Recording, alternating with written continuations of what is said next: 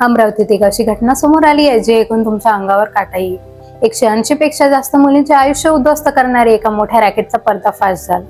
350 अश्लील व्हिडिओ. नेमके काय आहे हे प्रकरण सांगते, पण त्याआधीसून व्हिडिओला नक्कीच फॉलो करा.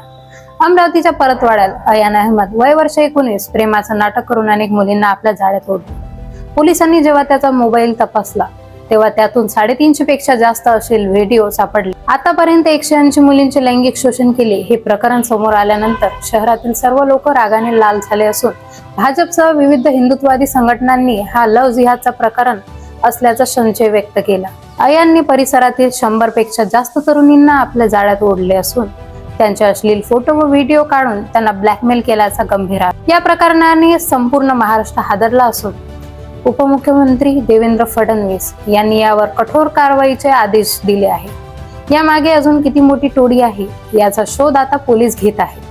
अनेक मुली भीतीने पुढे यायला घाबरत आहेत, पण पोलिसांनी त्यांना पूर्ण गोपनीयतेचं आश्वासन दिलंय.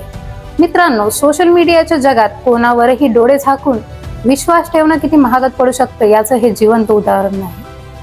अशा नराधमाला कोणती शिक्षा करायला हवी कमेंटद्वारे नक्की कळवा. आणि घरच्या मुलींना आणि मित्रमैत्रिणींना सावध करण्यासाठी हा व्हिडिओ आता शेअर करा.